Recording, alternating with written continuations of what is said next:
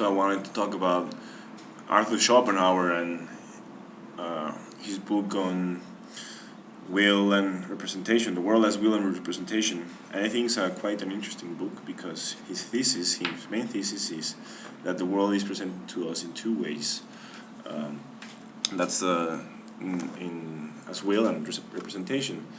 That means representation is taken in a Kantian way that states that which all things are, let's say, pass through a certain kind of screening, some filters that they are the senses, and which then later on get synthesized by your brain, and they give us a projection about reality and how it's supposed to be stated. And the other, so that's how Kant said that reality is presented to us in another way. So Kant said we cannot get to know the noumenon, which means the thing in itself, which it's in itself and not. And when we try to apprehend this thing, we only get a kind of a represented image, which our senses are just able to give us.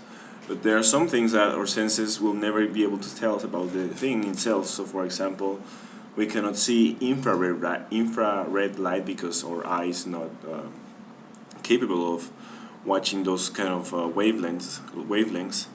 Therefore, we cannot never really experience the infrared colors, even though the physics say that these things are actually exist and they use different wavelengths. So that's for the Kantian way of approaching the thing in itself, approaching reality, which Schopenhauer adopts. But he says that Kant, he missed some things about reality, that he made some fundamental errors in his doctrine. So, for example, he says that we should not speak about things in itself because you cannot talk about things in itself. You should only talk about a thing in itself, one thing, because speaking of things, it presupposes a knowledge of distinction and individuation of the thing in itself, which is supposed to come only by our apprehension about certain different things, and therefore labeling and categorizing reality by our mind. So therefore the thing in itself is just one thing, continuous and never, let's say, flowing without the spatial and temporal categories.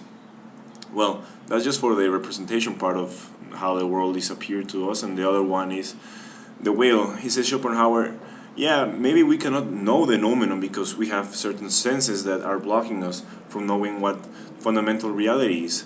But there is a way in which we can know these things, and that's an immediate way of knowing what the thing in itself is, and that is by knowing ourselves. I mean, we are whatever we are. We are being that thing in itself, and therefore we can know what the thing in itself is immediately. This also thing itself is represented through will or by all of the actions. So, for example, if right now I would want to go out to the shop and buy a soda, that will which emerges from me, we can have a knowledge of ourselves, a certain immediate knowledge of ourselves by getting to know this will. And that is, getting to know is, I don't mean by thinking, but just doing the things that our will really wants us to do. This second way of presenting the world to us, the will part of it, it's why Schopenhauer's philosophy is sometimes called pessimist. Schopenhauer holds as the same as the Buddhist that our will is forever tending towards things, and he has an insatiable thirst, which always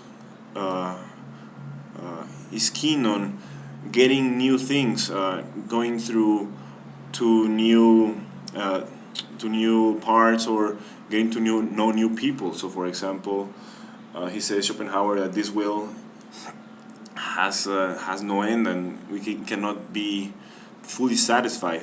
So for example, say that this object was an object of desire, and therefore when I get my hands on it, therefore I will have to put my desires on a certain different things, and therefore I will then want to buy something else. And once I got these two, I will have to I will want to get something else, and so on. The will always want to get new things. This doesn't apply also just to things, but also through certain activities. For example, let's say learning languages, or if you want to do sports, doing a certain sport every day, each day differently, and never ending.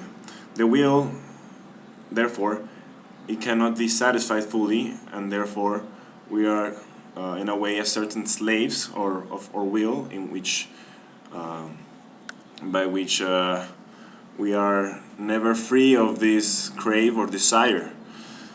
Therefore, Schopenhauer says he recommends us some ways which we can stop this will, which we can remediate this this certain absurdity of life. And he says, which I don't agree with him, that we must become some sort of ascetic people, some sort of a people who don't want to really encounter life and reality, and therefore we should stop craving on life. That's so. For example, if we really want to make our life meaningful, we should not want to do anything. Other ways of let's say of making bearable this never-ending, never-stopping will, it's through artistic contemplation. And that's a thing that I really like about Schopenhauer's philosophy, is that he says that through the artistic contemplation we can really be at peace, because we don't really want to crave anything, we don't really want anything but just what is happening in the moment. So for example, what's the meaning of the music, what's the purpose of music? That's the music in itself. And when we are enjoying music, we are not really thinking about anything else but just enjoying music. So it's kind of a break for the will. Schopenhauer says all the artistic mediums which are eternal and let's say almost godly, created by this cosmic will which is manifested through us. Well, I don't want to really make this video very long, but I just wanted to talk about some of the main characteristics that the book of The Will and Representation covers, and I would really like to engage in comments and debates and any kind of information regarding Schopenhauer. I will be doing some more videos about him and some other philosophers, so if you like, just tune in and we can get to know each other. Well, peace for you, and talk soon.